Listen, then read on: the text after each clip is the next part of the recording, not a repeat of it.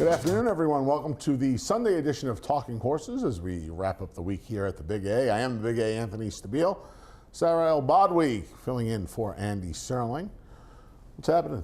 Nothing much. Excited for a good card today for a Sunday. Looking forward to it. Another running of Sarah Beal, as we haven't figured out a better name yet. I think we're sticking with Sarah Beal for now, right? I think that's the best we've had so far. Yeah, maybe we'll see what happens. Figure something out when we head over to beautiful Belmont Park. Soon. Just a couple of weeks away from Belmont Park, and we feel like we've been here forever. I love Aqueduct as much as the next guy. I think a lot of people are looking forward to getting over to Belmont, but we still have a couple of weeks left here at the Big A. I will cherish my 1.25 mile drive over from home to work for the next 2 weeks until that whole big 8.5 mile drive I have. The commute for me is not really too bad. I guess you're lucky. The Belmont commute's the worst one because even in Saratoga, I'm like 2 miles from work. So convenient. Yeah, it's not bad. There you go. It's a good gig if you can get it. You need to get over to Naira Bets. That's what you need to do. Bonus 200 deposit match. Eric Cancel has replaced Jose Lezcano. We don't mess around here. It's a quick swap out. Hope Jose is doing well. Haven't talked to him. I'll give him a call tomorrow. Bonus 200. NairaBets.com. Middle pick 4 today. Pick 4 is races 2, 3, and 6 on the 9-race Sunday card. That middle pick 4 kicks off in our Sunday stakes race, the Plenty of Grace. $10 trifecta bonus. You got to opt in for this over at Naira Bets every Sunday at the Big A. So you have 3 Sundays left. I tried to eliminate a Sunday earlier with Sarah. I tried to get rid of Sunday, April 23rd just now, but apparently we're going to use that next week. The 23rd is next week, not the 30th. Cross country pick 5. 3 races from Keeneland, including a couple of stakes, the Palisades and the Beaumont. A couple from here from Aqueduct. That starts right around 3:40. Tickets on sale for the Test of the Champion. Head over to BelmontStakes.com. See Ron Turcotte looking back, one of the most iconic photos of all of sports. And of course today, America's Day at the Races. 1 to 6 p.m. over on FS2. If you tuned in yesterday, you got to see a doozy, the rematch of the Azeri, the Apple Blossom, as Clairiere turned the tables on Secret Oath in a thrilling 4-horse. It wasn't exactly the 1991 Mother Goose, but it was a heck of a rematch there yesterday, Sarah. That race was awesome. I mean, I know that we don't love seeing really short fields and only a couple key contenders, but the budding rivalry between those two, you got to be at least excited, and how Clairiere was able to just get her right at the end. It was an exciting race. I know you're a Clairiere fan, so am I, so that was cool to see. Nice chess match yesterday. We'll see and hope, especially if you're fans of the Naira circuit, that they renew that rivalry, get the 2023 rubber match in the Ogden Phipps on the Belmont Stakes. Undercard. We got 9 to go over today. There's a pick 6 carryover on race number 4. That's where it kicks off. Let's start the card. Race 1, early pick 5 kicks off. Maiden's going to go a mile here. Take a look at Boys Code and West Star to kick things off. Sarah's going to take Boys Code on top. Here he is. He's the number 4 on this day when he finishes a long way back behind Suppresso. Yeah, neither of these two were a match for that horse. And I mean, second last time out with a 52 buyer over West Star finishing 3rd. You know, both of them were sitting at the back early, and Boys Code just got started a little bit ahead of West Star, though obviously neither within distance of Suppresso. But I mean, this was his 2nd consecutive runner-up finish at this level and distance. I think he just needs a little bit of pace to run at, but I like that he's been able to put 2 races together that at least fit with this level. And I think that he makes plenty of sense going into here. I know that McCart is a horse that people might gravitate towards since he seems to fit in this spot, but a horse that's 0 for 15, 5 seconds, 3/3, just not for me at a short price. Yeah, I put him 2nd in here, much like Boys Code has had a couple of 2nd place finishes in a row now. I put that one 3rd. You have the first time start a Pot of Gold. The horse I put on top, listen, I just defaulted. I wasn't going to put 0 for 7 Boys Code, 0 for 15 McCart on top. I put the Clement Firster on top in here. Manny Franco climbs aboard. Horse ships up from Payson. Has been here for a couple of workouts now over on the Belmont Park training track. Son of Spikester out of a Freud mare. Look, the horse is debuting for a quarter. He's probably not much, but he does not have to be much to beat these first time out. Exactly. Any fresh face in a group like this is one that you're going to gravitate to, and that's, of course, why I had to include this one as well. I mean, and Clement does well first time out, especially in maiden claiming races too. Question for you, who do you think is going to go to the front in here? You know, I don't have a great answer for you. I would imagine Connect the Brox from the rail might show some speed. He showed some speed first time Lasix last time. They went fast for this level from the rail, Romero Mirage. If I was Romero, and I put this horse fourth for that reason. You know, I have no confidence in any of the favorites in here. I wouldn't be surprised if he was forward. I wouldn't be surprised if Impulsive Spending was a little forward as well. But I would imagine Romero from the rail coming out of the chute, it would behoove him to be a little aggressive in here. I would agree with that. I think you're exactly right about Impulsive Spending. I mean, he showed some speed in his March 11th debut on a sloppy sealed track before fading, a race where McCart ran second like he does. So I think that he's got to show a little bit of speed too, and maybe these two are just not capable of going this mile distance and somebody comes and picks them up. But out of all the very intriguing and competitive races going on today, this one's not the best way to kick it off. Yeah, we'll revisit the fresh face first time starter in a maiden claimer angle for me later on in the card, at the end of the day, and the end of the week actually, in race number 9. I went with the firster, Sarah went with the number 3, Boys Code. Turn to race number 2, kick off the early pick 4. 2 other end, allowance optional claimer is going to go 7 furlongs. You know, Sarah knows I like her very much, but just in case she didn't know, she wanted to seal the deal, as we're going to take a look at one of my favorite fillies in training, one of my favorite fillies in all time, my Buzzy. Buzzy getting the job done here back on February 25th. I do not know to this day how the Buzz got up from here, but here she is. She's in the purple cap, yellow. I had some help designing these silks from my pal Vivian, by the way, but she got up here in the nick of time under Katie Davis. Yeah, I mean, I had a feeling this one might come up in the conversation, just perhaps, just possibly. So showing her win 2 back. And look, I mean, Can't Hurry Love was unlucky that day and did come back to win, but she was able to close into that pace that was coming apart in the later stages, and she ran a great race in there. Now, I noticed that you didn't pick her on top in here. I'm a little surprised. Yeah, and I hope she doesn't see this. I hope she's not watching. I won't tell her. It'll be okay. Doesn't have the TV on in the barn. Maybe she's shipping over at this point. I don't even know. It's okay. I mean, we both have hot fudge on top. This is a murky pace, for the simple fact that Pharaoh's Heart is coming out of the 2-mile races. For me, anyway. Honey Money has seemed to have lost some of her speed. And last time, Hot Fudge was in a race where she was wired by Hey Mama Luke. Right. And she's not as fast as Hey Mama Luke. But I gotta imagine, Sarah, that they're going to be as aggressive as they can with Hot Fudge in here, aren't they?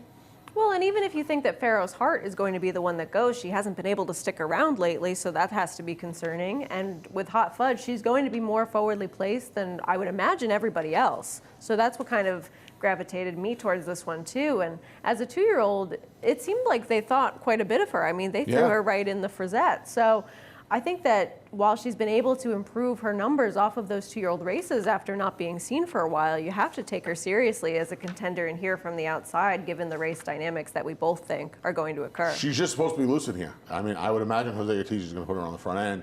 I guess Pharaoh's Heart can go. I don't know if she has sprint speed at this point. I know she's went fast in her last 2. And in her defense, she was coming back quickly last time.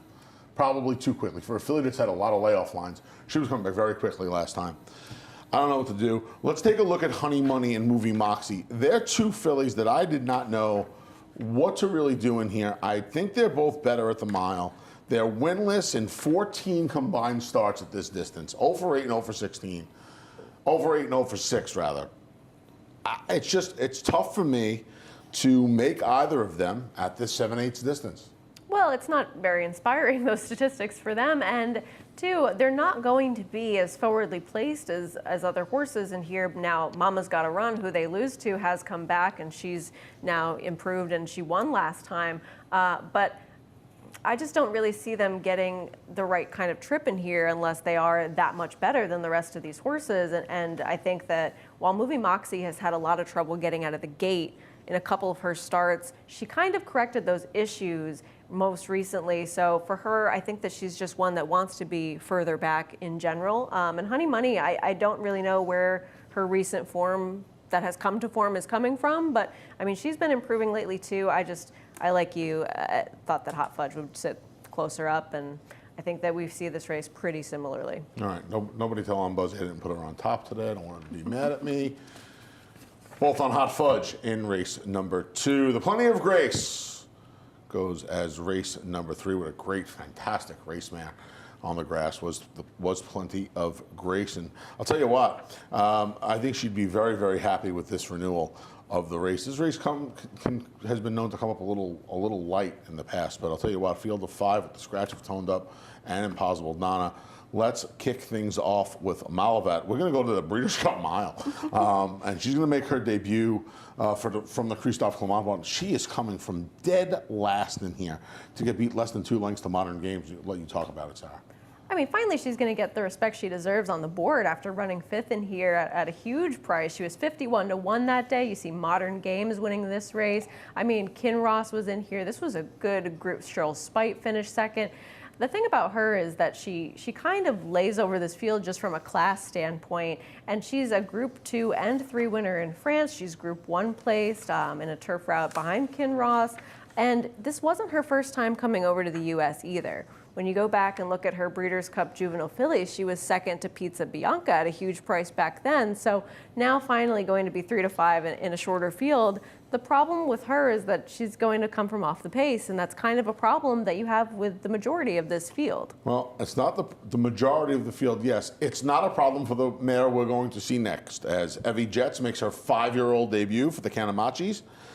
And the estate of Bob Amendola. Bob was a good guy in the game for a very long time. He passed away since this filly did her good things last summer and fall. And here she is last summer taking, is this a win?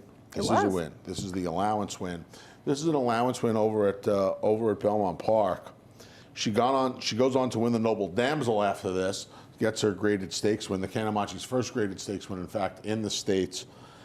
Boy, she's loosey-goosey on the front end in here, isn't she supposed to be? Shouldn't she be? I mean, she's the one with the tactical speed in this field. And in this race, this is one that I wanted to show because she had to wait behind horses for a spot to open. And when it does, Eric Cancel guides her through there, and she just kicks clear in there. But she's shown different abilities to handle different dimensions in her running style. And I think that if they are aggressive with her, she could be very dangerous in here because I don't see who else is going to possibly go. Unless... And I mean, it's a big guess, but it certainly doesn't seem from the PPs that White Beam, the Dreadmont runner for Chad Brown, has any early speed. Not from what we've seen so far. We'll take one. We have one more replay for you. Runaway Rumor, who's Sarah's top pick in here for TT, for Georgie Abreu, Javier Castellano, Hall of Famer. I think he's back now. I'm not 100% sure if his tack is here to stay now. But here's Runaway Rumor getting the job done when she was last seen against fellow New York breds. Blinkers went on for the first time in her 15-race career, taking Ticonderoga over Finest Work and Spongy.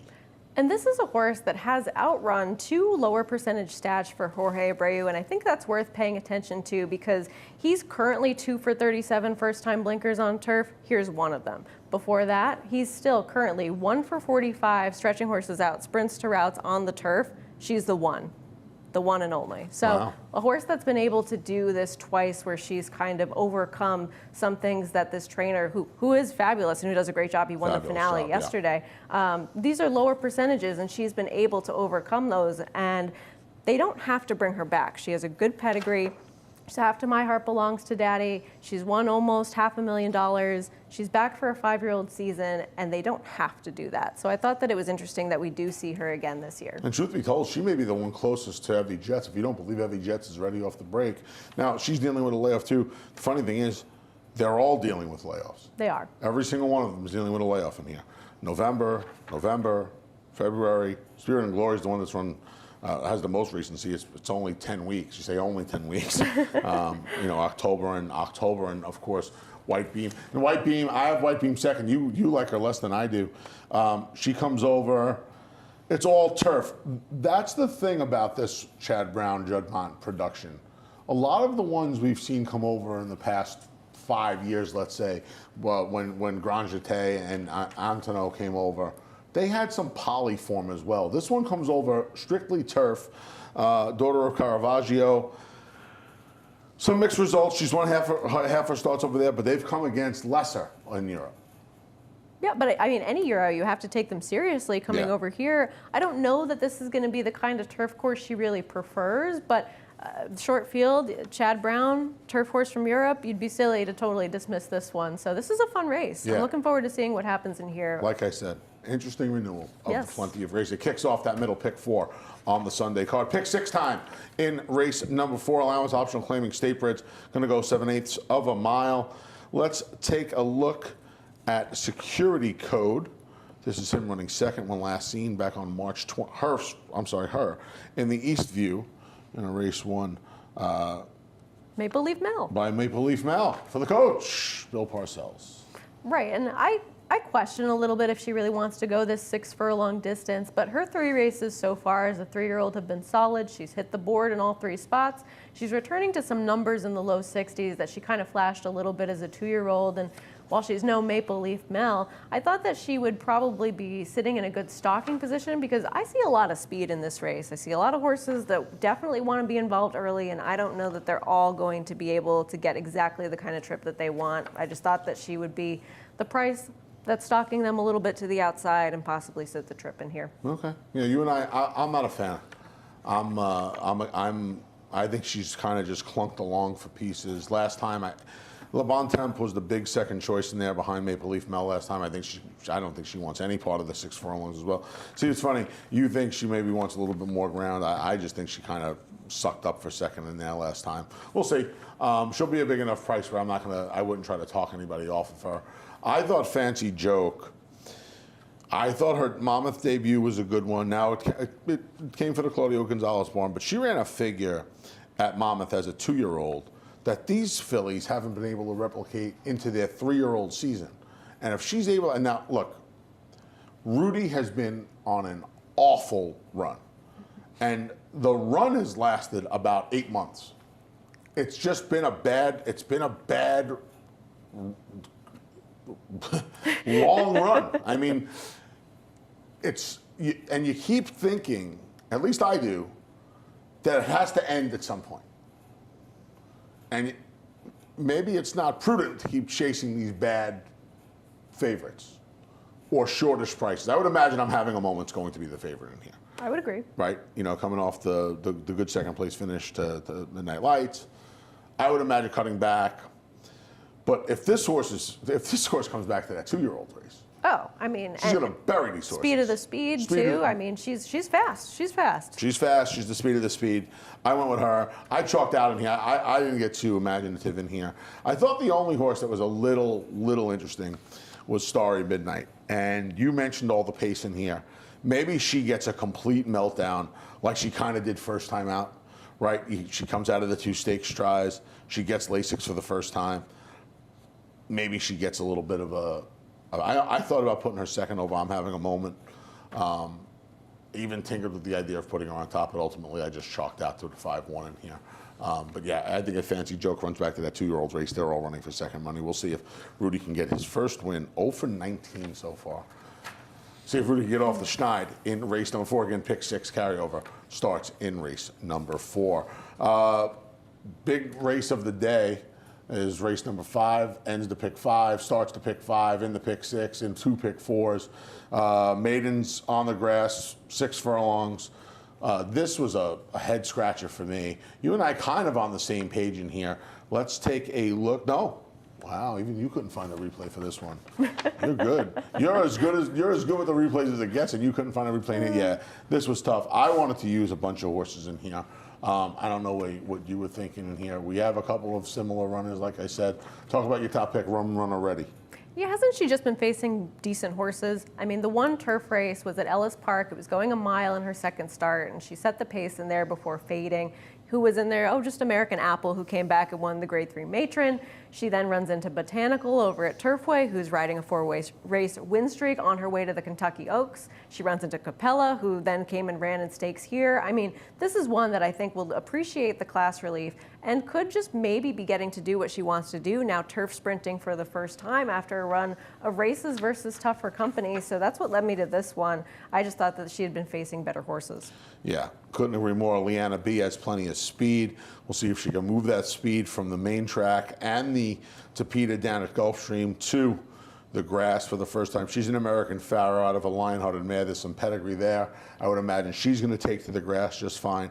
I put the 10 Wonder Girl on top, dropping in from maiden special weight try. She ran pretty well in her one race on the slop. We'll see if that form can transfer. That's the number 10. See if that form can transfer. Jamie Torres rode her that day. He's back aboard, and here they tried her at Laurel last time. She got beat by a runaway winner. So I think the class relief. See if she tries to handle the grass. Who else do we need to talk about? You have the 9 in there, Tap It Up. Her first turf race, I think, makes her a player. And I don't know what happened second time. Yeah, I mean, I just thought another one facing much tougher company, now getting a little bit of class relief. But her starts at Parks, seriously uninspiring, however, on dirt. So probably just not at all what she wants to do. But I think a lot of money is probably going to gravitate toward these two Todd Pletcher firsters, this coupled entry that we have here. And Todd Pletcher, with all of his excellency, first-time starters on turf and maiden claiming races, not a strong point for him. Yeah, I threw them in because there's just, for me, it's about moving the chains here. And I'm just not going to let them beat me. And maybe you're right. Maybe they just take some value out of the race, but I'm not going to let them beat me in here. Fair enough. That's my story. Sticking to it? I'm sticking to it, kid. Even the 7 Bellicosa I thought was a little interesting. Javier Castellano climbing aboard. He rode this horse first time out in a restricted turf maiden special weight at Saratoga. She ran twice on the dirt here at the Big A. She ran against the boys first time off the layoff. She took a ton of money that day. She took a ton of money last time. She was another horse. Blinkers come off for the first time in her career. Like I said, Castellano back aboard. 2 dirt races under her belt to get back to the grass. I thought she was a little interesting as well. I'll use her as well. That's the first 5. We'll come back with the late pick 4 after a few words from Saratoga Water. Almost 150 years, the Saratoga name has been synonymous with the finest quality, sustainably sourced spring water available anywhere. Saratoga carries on the rich tradition of its forefathers by crafting each stunning blue glass bottle with the same attention to detail and care that has been its hallmark for generations. Visit SaratogaSpringwater.com today or ask for us by name at your local market or restaurant. Saratoga Spring Water. Make every day exquisite.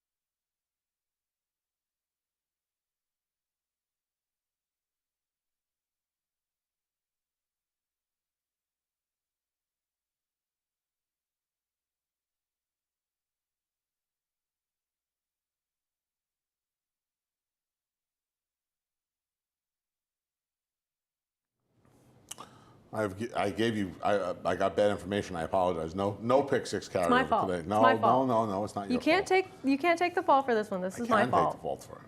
I was about to take the fall for it, Sarah. Well, I'm being honest with the people. I terrible. lied to them. There's no pick 6 carryover Sarah made today. a mistake, I did. but I was going to take the fall. Full of lies. It's very noble of you, but I got it. All right. Well, there's no pick 6 carryover. We made a mistake. We apologize. That 5th race, still very important, though, because it's part of all of those sequences. Best of luck in the 5th. Late pick 4 starts in the 6th. I think you can make a little more sense of this one. Let's hope. Justify's little brother, Stage Raider, coming your way. Let's go back to the spa. We'll be there in less than 3 months, folks. And here he is back on July 23rd. This was when he was last seen getting the job done over the Reds, going 9 furlongs. That's 2 turns up at the spa. Back on July 23rd, like I said. This was a powerful performance. I mean, Chad Brown's also excellent off the bench. He's 28%, $1.73 ROI, 180 plus day layoffs past 5 years. But I will say that this group, this is not far inferior company. This is not a complete cakewalk for him today. These are some decent horses that do have a recency edge on him. And while he might be the class of this field, he's got to work for it a little bit today if these horses run their best races. I completely agree. In fact, I've never trusted this horse. Ever. Well, he's barely run, so I understand. And I know he's had 3 pretty big wins in his career, but he's gotten beat a few times. 2 times he probably should have won. He probably should have won 2 and 3 back, and he didn't. And I'm going to take one shot, and you use the word that I like to use a lot too, recency. Yes. And that's just Curlin's Wisdom has recency over him. And that's where I landed. Let's take a quick look, though, at Unbridled Bomber first. Let's go back to November 11th. And on this day, it looked like Unbridled Bomber was set to launch a big 2023 campaign. This was his 2nd consecutive daylight score for Jimmy Ryerson. Jose Ortiz rode him in his first big win when he paid $38. Here's a Rat Ortiz Jr. riding him when he paid $420. And that's what happens, right? Yep. Look, these two, Unbridled Bomber and Curlin's Wisdom, they have a common foe that they haven't been able to beat in Law Professor, both taking shots at him at different times in stakes races here, and I forgive them. I mean, Law Professor's a decent horse. For sure. So if he was in here, he'd be a clear-cut favorite. I mean, the fact that these two are now facing each other, and Stage Raider, who's coming off the bench, and even the couple of others in here, you have to take both of these two outside horses seriously because their starts before they tried to take on Law Professor, those buyers in the low 90s, they absolutely fit on paper with the rest of this group. I think the edge Curlin's Wisdom has today is the 1 turn. I think his races, and while he's been okay around 2 turns, I think his better races are these 1-turn miles. And I think his recency over Stage Raider, and the fact, I mean, Unbridled Bomber's been gone 3 months now too. He has the recency over both of these horses. He has more tactical speed. I would imagine that Market Alert's going to go to the lead in here. I would imagine Stage Raider won't be too far away. And I would imagine Curlin's Wisdom won't be too far away. I think he has a little bit more tactical speed than Unbridled Bomber does. I think he could be calling on Market Alert and Stage Raider, and I'm going to give him a slight edge just with the recency and the 1 turn over Stage Raider. The other 2 I want in here, it was hard for me to make anybody else. Like I said, Unbridled Bomber, I think wants a little bit more ground. I think his PPs belie that. I'll tell you what, though, I also think him getting his Lasix back is going to help him today, Unbridled Bomber. I would imagine that's something, if you look through his PPs, he has 1 race when he broke his maiden in the race against Cavassier, after that in the Jerome. All the other races off Lasix, they leave a lot to be desired. I think him getting his Lasix back is going to help him an awful lot today. I just don't know if the mile is long enough for him. An interesting little, I don't want to say a co-feature, but it's a nice little allowance race. Yeah, it could absolutely. be. Nice little allowance race number 6. Kicks off the late pick 4. Race 7, back to the grass.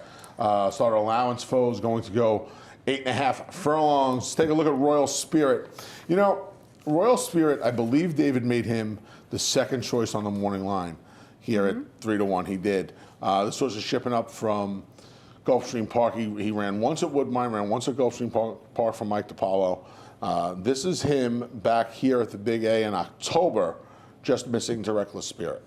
Right, and I mean, there was some traffic trouble and some bumping. They ended up looking at this. They didn't change anything, but the horse on the outside who ends up winning got that clear run while he had to come up the inside and be stuck along with a couple of other horses. But to me, this is a horse that he's fine. He's had his chances, though, in decent barns. I know he's getting back to the Rice barn now, but he's one, too, that's faced St. Joe Louis a couple times, a horse that's in the Brown barn who's won once with 7 seconds. So to me, beating that horse, it's not exactly flattering. Right. It's expected almost at this yes, point. I don't should. disagree with that.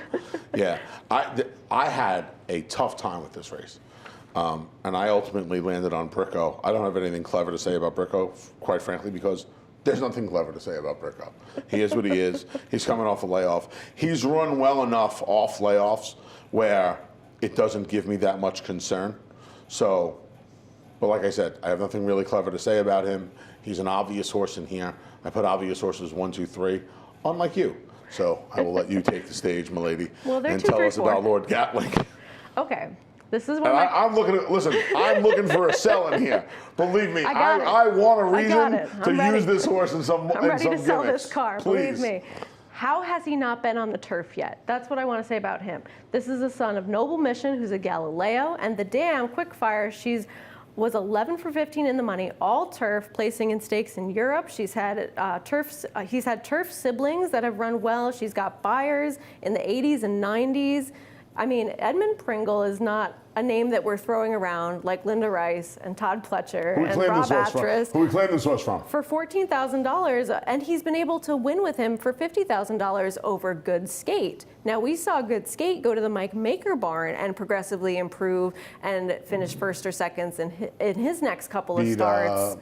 Beat the Morley horse. Curbstone, yes. So that was a horse that when he switched barns, he really improved. And Lord Gatling's win over him was in the slop going 7 furlongs. So for me, there's a ton of turf pedigree for this horse. The fact that he's won for a trainer that's won, I think, with nine wins over the past 5 years, and he's one of them, you're going to get 20-1 with a horse that really maybe should have been on the surface the whole time. So I know it's one of my crazier ideas today, but if you don't like some of the shorter prices in here, or at least you don't trust them, why not? Throw them in. Maybe you'll get that pick 6 carryover for Thursday. Yeah. Prophecy. It's a prophecy. Perhaps. All right, now Paul Veteroso will be with me on Thursday, so maybe he'll be able to tell us about a pick 6 carryover. Maybe. Somebody should. All right, well, I'll listen. I'm in. You sold me. It wasn't even that hard of a sell. No. But I'm a sucker. There's so enough. It's fine, believe me. I don't think you have to sell anybody too much in that field. No, and that's part of it too, right? Exactly. For a starter allowance, kind of wish you had one to run in this race for a starter allowance because it's not the toughest starter you're ever going to see. Race number 7, Sarah's going to try and bust up the tote board with the number 5, Lord Gatling, 20-1. He's the second longest shot on the morning line. Race number 8, Stay on the Grass, go to the outer turf course, 6 furlongs, the other end for the fillies. Nope, I'm sorry. Yeah, for the fillies and mares, that's correct. Runaway Rocket and Fontana Frida. Let's go back to October here at the Big A. Belmont at the Big A. I want to get Nice scolded. correction. I don't want to get scolded. I know, it's almost like it was a different place, but not. Fontana Freda, she doesn't usually want to be this far back, right? She's been a little bit closer in many of her prior starts, and she had some trouble getting out of the gate and then with some bumping early on that we don't see, but she's still making a run of it. She's still trying to be on the inside and make up some ground, whereas Runaway Rocket sat a lot closer to the pace. She's actually set the pace before. And I just like that she was able to close up some ground in here after overcoming a subpar beginning to the race. And I think her prior form dictates that she's a little bit better than that effort. And at similar prices, I wanted to take the one that had overcome something and done better to deal with that trouble than one who had, I thought, a cozier trip in that spot. Okay. I'll tell you what, if you hit the 7-8 double, the 7th and 8th race double, I might not see you at work Thursday. No, we'll have to go to the cigar bar. Yeah, we can go to the cigar bar, sure. We can do that anyway. Lady Milagro, big price here for you as well to round out the exacta. I mean, speed, and her recent races have been really good. She also is one that broke her maiden on the turf, so she's been able to handle the surface. And her last 3 races against, I think, tougher horses than this field, even though they were on dirt. I think that they give her a chance if she can transfer the early fractions that she's been able to show on dirt. I got a second time Chad Brown runner from Europe. She just tried way too much. Anna Karenina tried way too tough company coming in last time. She's going to cut back. I think she's a turf sprinter. She's a sprinter. Yeah. That's what she was doing over in Europe successfully. This spot makes a lot more sense for her. I have to bet Wings Like Eagles today. Okay. As I have been waiting to bet Wings Like Eagles in a turf sprint since June 24th. And my main man, Bill Mott, has not given me that opportunity until today. You have to call today. him up. Mile on turf, and then turf season kind of ended, and she just had a steady diet of dirt races. She burned some money. She finally got the job done last time. And now he puts her back in a turf sprint. And her first 2 races of her career, her 2 turf sprints, she did not have a good trip first time. And she had a trip from HE double hockey sticks the second time. I mean, and I've been literally waiting almost 10 months to bet her back in a turf sprint. So you have to. I have to. You absolutely have to. There's like no other, like it was almost like Andy makes fun of me all the time, like, oh, well, you don't even have to handicap. I didn't have to handicap this race.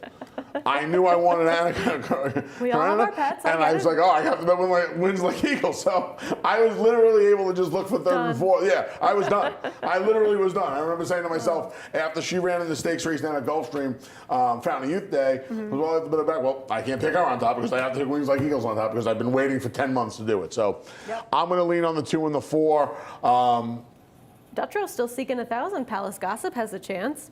That didn't happen yet, huh? No. Wow. I checked this morning because I was like, wait a minute, I don't want to give out more false information than I already have, so I had to check on that one. You said it, I didn't. All right, that's race number 8. Finale, we foreshadowed this earlier. Maiden 6 furlongs on the grass, bottom level maiden state bred fillies. When I see the Matt East name, I automatically, the antennas just go doot, doot, doot, doot, doot, doot, doot. Tumbles. Admiral Adorno's not riding this horse. Kendrick Carmouche is. Late jockey change. So, not getting me, boys. I put Tumbles on top. Sorry, fellas. Not today. I put Tumbles on top. We got, I'm rounding it out with a 1, 8, and 9. I'll use a little Boston Rockies protectively. I'll use the other firster in here, Ever Graceful from Michelle Nevins. So those are the 2 Michelle Nevins. But I'll be honed in on the number 2 Tumbles in the finale. I like it. I mean, this is a race with a lot of horses that you're looking for a first-time starter in here. The 8 is on both of our radars as well. Ever Graceful for Michelle Nevin, as well as Bustin' Roxy for her. I mean, Bustin' Roxy just has speed from the inside and didn't run that badly last time. And Georgie's Ladies comes out of that race too, which we can take a look at. And I mean, these 2 have just had less chances to disappoint than many of their other rivals in here, and that's what led me to including both of these horses. The 10, my Malibu Honey was one that I think we both had some interest in and is not playing today. So this is a race where you can try to get a little creative with these firsters, but I don't know who else you can make a huge case for Very outside hard. of the ones that we've already mentioned. Very difficult. Georgie's Ladies, the number 9, made up a little ground last time, as you're seeing here. But yeah, it's just very difficult here to make a case for any of these horses. Yep. So I put the Matisse Sally or a junior as trainer, but I put the Matisse firster on top, and we shall go from there. Great job as always. Thank you. You as well. Thank you. We'll do it again soon. You have to go over to Naira Bets. Bonus 200, $200 deposit match sign up bonus, nairabets.com for all the information.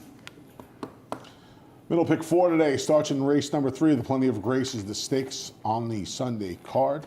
One of 3 pick 4s, 2, 3, and 6. 10% trifecta bonus every Sunday at Aqueduct. You got 3 more chances today, the 23rd, which we're not skipping this year, and the 30th. Opt in at nairabets.com. Cross country pick 5. I'll have a ticket up for this shortly over at Naira Bets, by the way. Races 6, 7, and 8 at Keeneland. 7 and 8 here at the Big A. Starts right around 3:40. That's race 6 at Keeneland.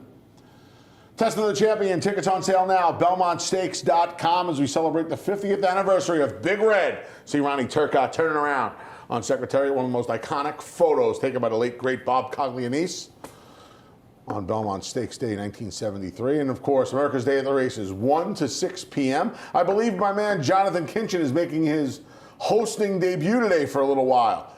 Early on, catch all the action over on FS2, Aqueduct, and Oak Lawn. Reprise of the scratches and changes coming up in just a bit. Chris Griffin has you for the 9 races here at the Big A. Best of luck here on this Sunday at Aqueduct. For almost 150 years, the Saratoga name has been synonymous with the finest quality, sustainably sourced spring water available anywhere. Saratoga carries on the rich tradition of its forefathers by crafting each stunning blue glass bottle with the same attention to detail and care that has been its hallmark for generations. Visit SaratogaSpringwater.com today or ask for us by name at your local market or restaurant. Saratoga Spring Water. Make every day exquisite.